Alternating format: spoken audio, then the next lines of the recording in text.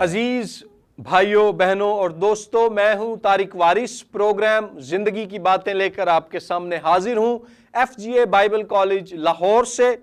پچھلے پروگرام میں ہم نے بات کی تھی عید پینتیکوست پر پاک روح کے نازل ہونے کے بارے میں، اعمال کی کتاب دوسرے باب کی آیت نمبر 1 سے آیت نمبر 13 سے۔ اسی سلسلے کو ہم آگے بڑھائیں گے۔ آج یہ پروگرام اس پیغام کا پارٹ 2 ہے۔ پہلے حصے میں ہم نے دیکھا تھا کہ عید پینتیکوست کے تعلق سے 3 باتیں آپ کے سامنے رکھیں۔ نمبر 1، یہودی تاریخ میں یہ فصل کی کٹائی کی عید تھی۔ عید فصح کے یہ 50ویں روز منائی جاتی تھی۔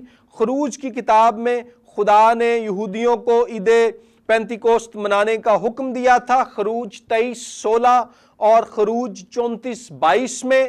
اور دوسری بات ہم نے یہ دیکھی کہ بعد میں اسی عید کے موقع پر فصل کی کٹائی کے جشن کے ساتھ ساتھ یہودی لوگ اس بات کا جشن بھی مناتے کہ خدا نے کوہ سینا پر موسیٰ کے وسیلے سے ان کے ساتھ عہد باندھا اور انہیں اپنی شریعت عطا کی۔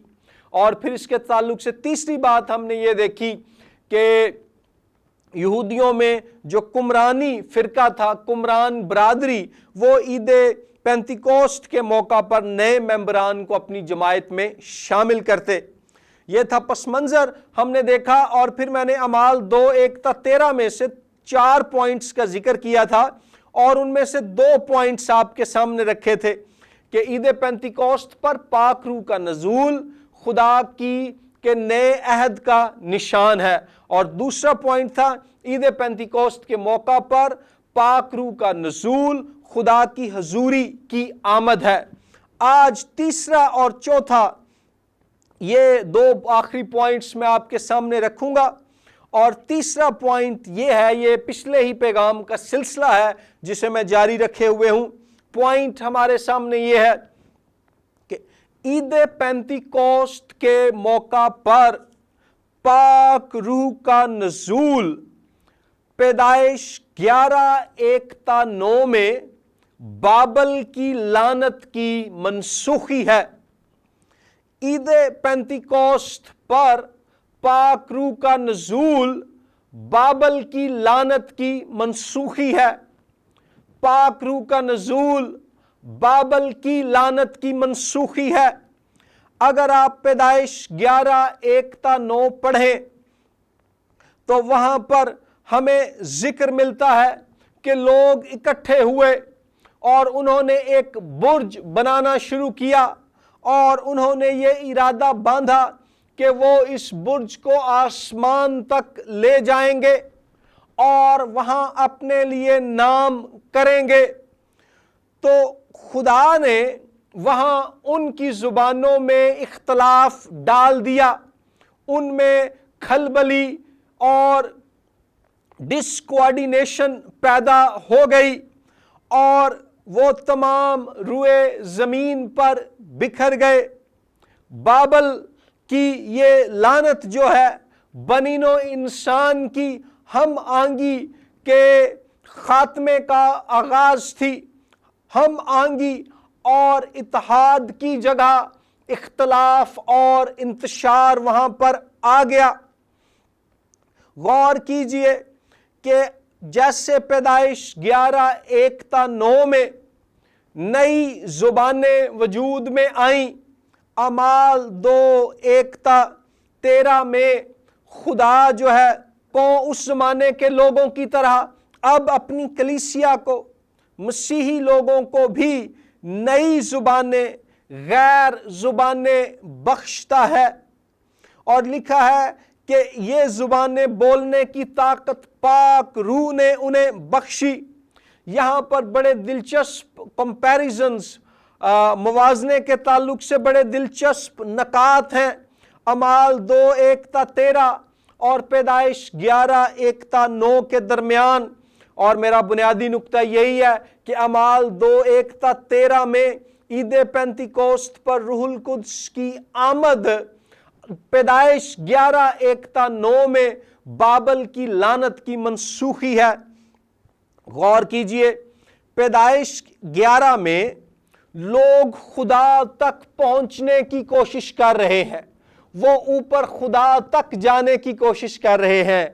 اعمال 2 میں خدا پاک روح کے وسیلے سے اوپر سے نیچے اپنے لوگوں کے درمیان اتر آتا ہے۔ پیدائش 11 باب میں لوگ جو ہیں اپنا نام کرنے کی کوشش کرتے ہیں۔ اعمال 2 باب میں پاک روح نازل ہوتا ہے تاکہ مسیحی لوگ اس کی قوت میں یسوع کے نام کو پھیلائیں، یسوع کا نام کریں، یسوع کے نام کی گواہی دیں۔ پیدائش 11 باب میں خدا کی طرف سے لعنت کے نزول کے باعث لوگ تمام روئے زمین پر بکھر جاتے ہیں۔ اعمال کی کتاب 2 باب میں پاک روح ایمانداروں پر، کلیسیا پر نازل ہوتا ہے تاکہ وہ بھی دنیا میں بکھر جائے، مگر لعنت کی وجہ سے نہیں بلکہ پاک روح کی برکت کی وجہ سے یسوع کے نام کی گواہی دینے، اس کا پرچار کرنے، اس کی منادی کرنے کی خاطر۔ پھر پیدائش 11 باب میں ان کی زبانوں میں جب اختلاف پڑتا ہے تو لوگ فرق زبانیں بولتے ہیں اور انہیں سمجھ نہیں آتی، لیکن اعمال کی کتاب میں جب خدا بابل کی لعنت کو منسوخ کر کے پاک روح کی برکت دیتا ہے تو جو غیر زبانیں نازل ہوتی ہیں سننے والوں کو ان کی سمجھ آتی ہے۔ نکتہ یہ ہے کہ اختلاف کی جگہ جو ہے ہم آہنگی، اور انتشار کی جگہ اتحاد، اور بدحالی کی جگہ بحالی، اور لعنت کی جگہ برکت کا انتظام اور آغاز کر دیا گیا ہے۔ عید پینتیکوست پر پاک روح کا نزول پیدائش 11 باب میں بابل کی لعنت کی منسوخی ہے۔ پھر آپ دیکھیں پیدائش 11:4 میں خدا قوموں کو جدا کرتا ہے۔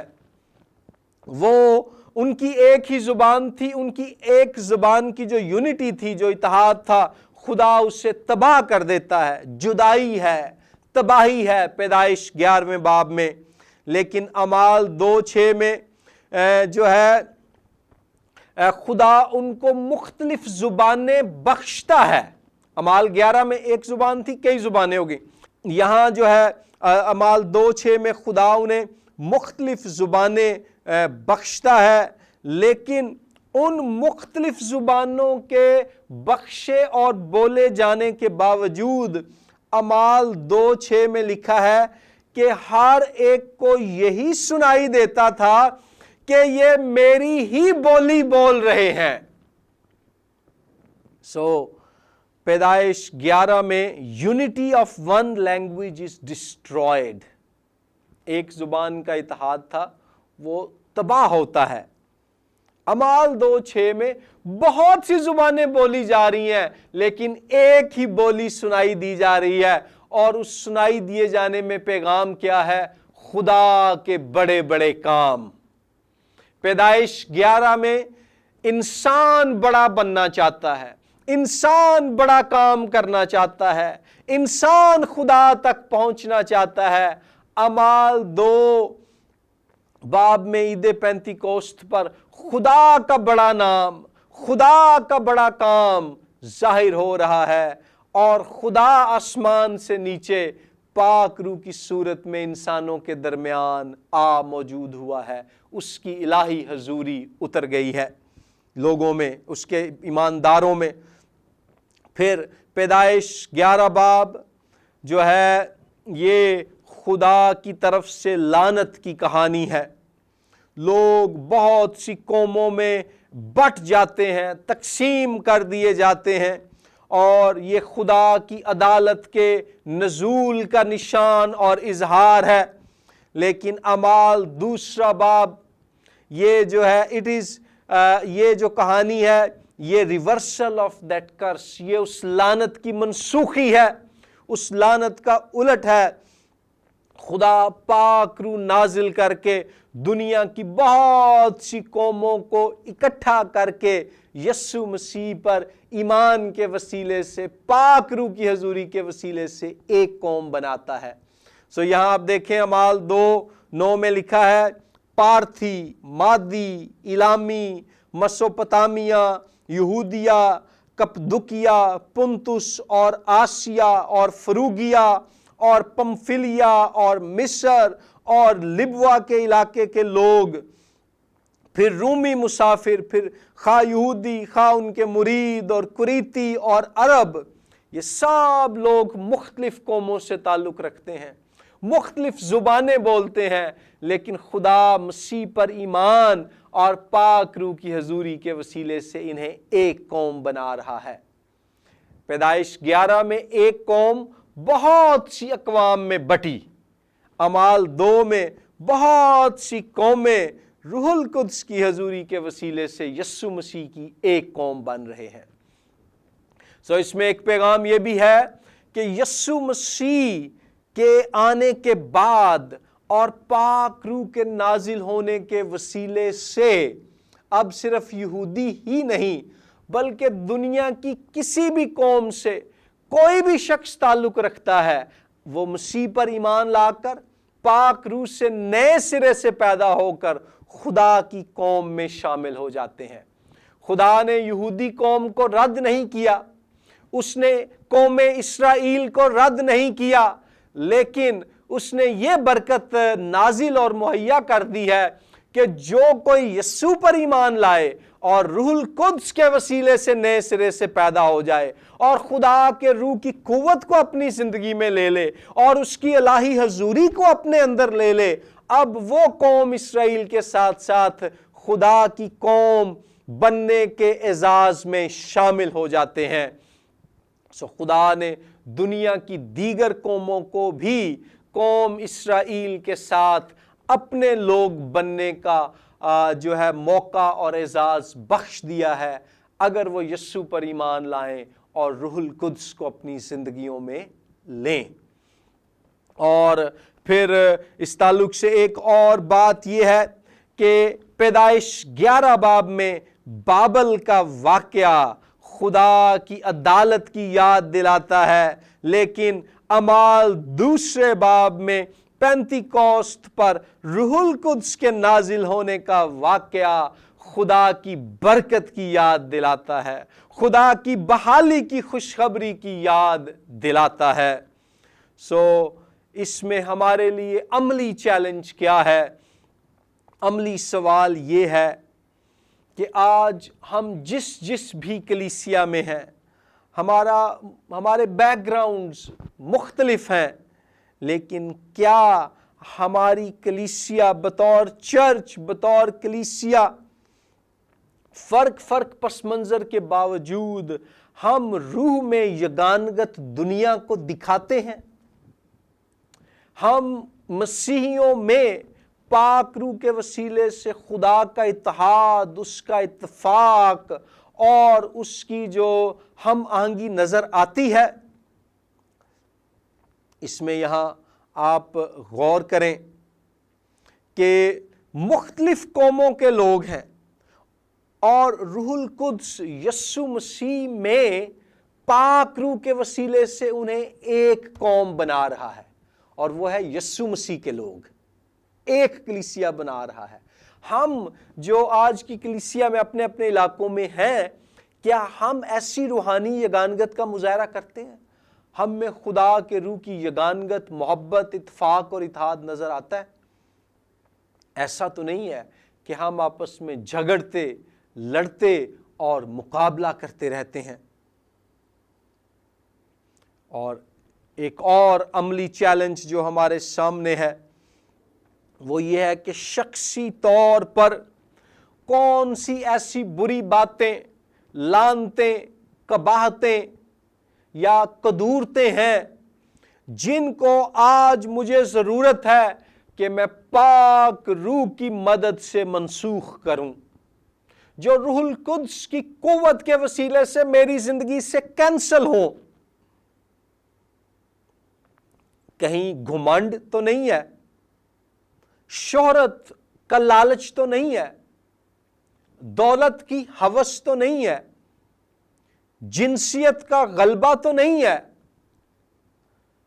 تلخی کا میری زندگی میں رچا بسا جانا تو نہیں ہے، کسی کو معاف کرنے کی ضرورت تو نہیں ہے، کوئی پوشیدہ گناہ یا کسی غلط کام کی لت لگا ہوا ہونا تو نہیں ہے، کوئی بھی پوشیدہ یا ظاہری گناہ یا لعنت یا کدورت اگر ہماری زندگی میں آج ہے تو یاد رکھیں خدا پاک روح کے وسیلے سے اسے کینسل کرنے، منسوخ کرنے کی قدرت رکھتا ہے۔ خود کو خدا کی حضوری کے دریا کے سامنے پیش کر دیں تاکہ اس کی حضوری کے دریا کا مقدس پانی آپ کو دھو دے۔ خود کو خدا کی حضوری کی آگ میں لے آئیں تاکہ جیسے آگ سونے میں پائی جانے، سونے کو پگھلا کر اس میں پائی جانے والی ملاوٹیں دور کر کے اسے صاف کر دیتی ہے، خدا ہمارے کردار میں پائی جانے والی خرابیوں کو اپنے روح کی آگ سے بھسم کر کے ہمیں پاک اور صاف کر دے اور ہمیں یسوع مسیح کی مانند بنا دے اور ہم جو ہے خدا کا نام کریں، خدا کے نام کو عزت اور جلال اور بزرگی اور عظمت بخشیں۔ اگلا اب پوائنٹ ہے، نہ صرف یہ کہ عید پینتیکوسٹ پر روح القدس کا نزول بابل کی لعنت کو کینسل کرتا ہے، ریورس کرتا ہے، منسوخ کرتا ہے، بلکہ پاک روح کا نزول خدا کا مشن سر انجام دینے کے لیے خدا کی قوت کی فراہمی ہے۔ پاک روح کا نزول خدا کے مشن کے لیے الہی قوت ہے، پاک روح کا نزول خدا کے مشن کے لیے اس کی قوت ہے۔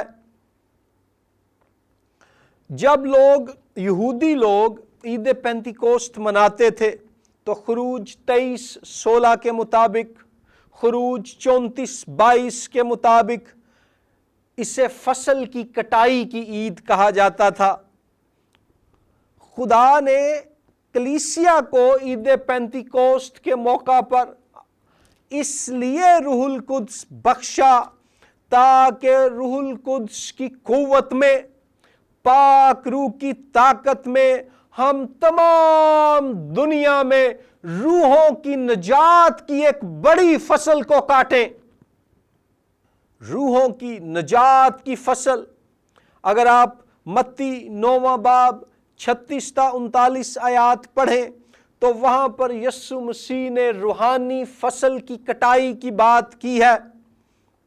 یسوع مسیح نے کہا کہ فصل تو بہت ہے مگر مزدور تھوڑے ہیں، دعا کرو کہ مالک فصل کاٹنے کے لیے مزدور بھیجے۔ آج جو مسیحی ایماندار ہیں یعنی کلیسیا ہے، یہ خدا کی جو بادشاہی کی فصل ہے اس کے مزدور ہیں، اور فصل کاٹنے کے لیے جو قوت خدا نے دی ہے، جو توفیق خدا نے دی ہے، جو طاقت خدا نے دی ہے، اس کا نام ہے پاک روح۔ یہودی لوگ عید پینتیکوسٹ پر فصل کی کٹائی کا جشن مناتے تھے۔ ہم نے عید پینتیکوسٹ پر روح القدس کے نازل ہونے کے نتیجے میں پاک روح کی قوت میں جو ہے زندگیوں کی نجات کی فصل کو کاٹنا ہے۔ یسوع مسیح نے متی 9:36-38 میں جب لوگوں کو دیکھا تو اس کا دل ترس سے بھر گیا۔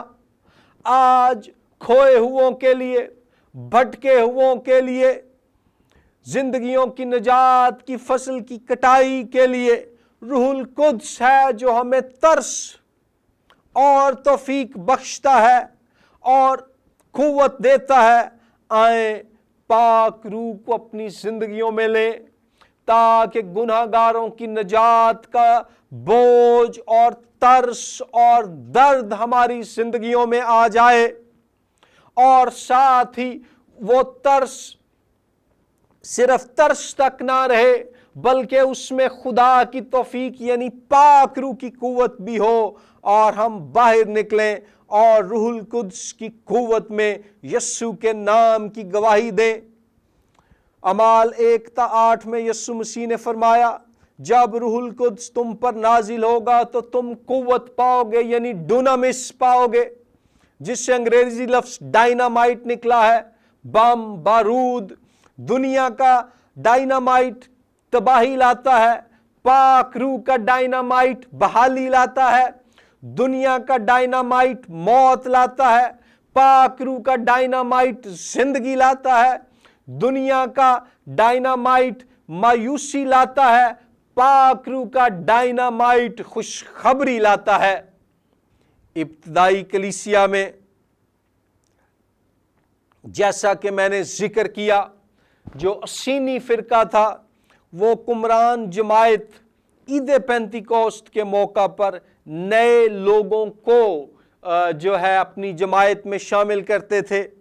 عید پینتیکوسٹ پر روح القدس نازل ہونے کے بعد اگر آپ اعمال 2:41 پڑھیں تو آپ کو پتہ چلے گا کہ نئے ایماندار پاک روح کے نازل ہونے کے بعد کلیسیا میں شامل ہوئے، اور وہ سلسلہ وہاں تھما نہیں ہے اور آج بھی تھمنا نہیں چاہیے، بلکہ پاک روح کا نازل ہونا اس بات کی یاد دہانی بھی ہے اور تحریک بھی ہے اور توفیق بھی ہے کہ ہم باہر نکلیں، یسوع نام کی گواہی دیں۔ یسوع نے کہا کہ جب وہ قوت پائیں گے تو وہ میرے گواہ ہوں گے۔ یسوع کے نام کی گواہی دیں تاکہ نئے ایماندار جو یسوع کو نہیں جانتے وہ خدا کی جماعت، اس کی برادری یعنی اس کی کلیسیا میں شامل ہو جائیں۔ اور جب کوئی نیا ایماندار کلیسیا میں شامل ہوتا ہے، اپنے گناہوں سے توبہ کرتا ہے، تو آسمان پر خدا کے سامنے اس کی حضوری میں اس کے فرشتے خوشی مناتے ہیں۔ غور کریں، یہاں یہ نہیں لکھا کہ کسی کو بیماری سے شفا مل جائے تو خدا کے حضور خوشی منائی جاتی ہے۔ اچھی بات ہے کوئی بیمار شفا پا جائے، یسوع کے نام میں یہ بھی ممکن ہے اور اس سے یسوع کے نام کو جلال ملے، لیکن سب سے بڑا معجزہ نئی پیدائش کا معجزہ ہے جو پاک روح کے وسیلے سے ممکن ہوتا ہے، اور یہ تب ممکن ہوتا ہے جب خداوند یسوع کے لوگ پاک روح کی قوت میں باہر جا کر اس کے نام کی گواہی دیتے ہیں۔ اعمال 1:8 میں جب یسوع نے کہا تم میرے گواہ ہوگے، تو وہاں پر یونانی لفظ مارٹس استعمال کیا گیا ہے، اور مارٹس سے ہی انگریزی لفظ مارٹر نکلا ہے جس کا مطلب ہے شہید۔ یونانی زبان میں مارٹس سے مراد گواہ بھی تھا اور مارٹس سے مراد شہید بھی تھا۔ نئے عہد میں یسوع مسیح کے لوگوں کے لیے جب اصطلاح مارٹس استعمال کی گئی ہے تو اس میں جو مفہوم پنہا ہے یعنی پوشیدہ ہے وہ یہ ہے کہ یسوع کا گواہ، یسوع کی گواہ وہ ہے جو اس کے نام کی گواہی کے لیے شہادت بھی قبول کرنے کے لیے تیار ہو، اپنی جان کی قربانی دے کر یسوع کے نام کو دوسروں تک پہنچانے والا یا پہنچانے والی یسوع کے گواہ اس کے مارٹس ہیں۔ ابتدائی کلیسیا میں یسوع مسیح کی گواہی اور یسوع مسیح کے لیے شہادت لازم و ملزوم تھے۔ اعمال 7 باب میں استفنس جو تھا وہ کلیسیا کا پہلا شہید تھا۔ مکاشفہ کی کتاب میں ہمیں کئی شہیدان کلیسیا کا ذکر ملتا ہے، اور یاد رکھیں کہ ترتلیان نے کہا کہ جو ہے شہیدوں کا خون کلیسیا کا بیج ہے۔ جیسے زمین میں بیج بویا جاتا ہے تو وہ मर जाता है, लेकिन उसके मरने के बाद एक नन्हा सा पौधा निकलता है, एक कोम्पल फूटती है और फिर वो बढ़ते बढ़ते एक बड़ा पौधा और दरख्त बन जाता है। ऐसे ही जब ईमानदारों को शहीद किया जाता है, मारा जाता है, उनका खून बहाया जाता है, दुनिया समझती है कि इनका एंड हो गया है, लेकिन खुदा ईमानदारों की शहादत को इस्तेमाल करता है अपनी कलीसिया की बढ़ोतरी के लिए, ईमानदारों के शुमार में इजाफे के लिए, कलीसिया की तरक्की और मजबूती के लिए। कब लोग यस्सु के गवाह बनते हैं? जब उन्हें रूहुल कुद्स की कुव्वत मिलती है। और यस्सु का गवाह होने से मुराद सिर्फ जुबानी मुनादी करना नहीं है, बल्कि यस्सु की मुनादी करने वाला ऐसा शख्स जो उसके लिए अपनी जान की कुर्बानी देने के लिए भी तैयार हो, उसके लिए शहीद बनने के लिए भी रजामंद हो। और फिर ये गवाही कहाँ देनी है? रूहुल कुद्स की कुव्वत में, यरूशलेम में, यानी आज मेरे लिए ये लाहौर शहर है, और तमाम यहूदिया में मेरे लिए ये सूबा पंजाब है, और सामरिया में मेरे लिए ये पूरा पाकिस्तान है, और ज़मीन की इंतहा यानी पूरी दुनिया में। आए हम तमाम दुनिया में जोग्राफियाई हदूद को अबूर करते हुए, नस्ली हदूद को अबूर करते हुए, पाक रूह की कुव्वत यानी डूनामिस में यस्सु के गवाह यानी उसके मार्टुस बने। ये गवाही हमने ज़मीन की इंतहा तक सुनानी है, और है क्या कि अपने गुनाहों से तौबा करो, यस्सु के नाम पर ईमान लाओ, क्योंकि वो सलीब पर हमारे गुनाहों की खातिर मुआ, दफन हुआ और तीसरे दिन मुर्दों में से जी उठा। और गौर कीजिए कि लूका 4:14-30 में जब यस्सु मसीह अपनी खिदमत का आगाज करते हैं, तो इस बात के ऐलान के साथ करते हैं कि खुदावंद का रूह मुझ पर है। रूहुल कुद्स की कुव्वत अपने ऊपर लेने के साथ यस्सु मसीह खिदमत शुरू करते हैं। अमाल 2 बाब में जब कलीसिया यस्सु की खिदमत का आगाज करती है, तो तब भी रूहुल कुद्स नाजिल होता है। पॉइंट क्या है? पॉइंट ये है कि रूहुल कुद्स की कुव्वत के बगैर हम यस्सु का मिशन सर अंजाम नहीं दे सकते। इन बातों को अपने साथ लें। 4 बातें हमने सीखी, मैं उनको दोहरा देता हूं और फिर हम क्लोज करेंगे। ईद पेंतिकोस्त पर पाक रूह का नज़ूल नए अहद का निशान है, नंबर 1। नंबर 2, पाक रूह का नज़ूल खुदा की हजूरी की आमद है। नंबर 3, पाक रूह का नज़ूल बाबल की लानत की मनसूखी है। और नंबर 4, पाक रूह का नज़ूल खुदा के मिशन के लिए कुव्वत है। खुदावंद आपको और मुझे इस कलाम को अमली तौर पर अपनी ज़िंदगियों में अपनाने की तौफीक बख्शे, पाक रूह की कुव्वत के वसीले से। आमीन। God bless you.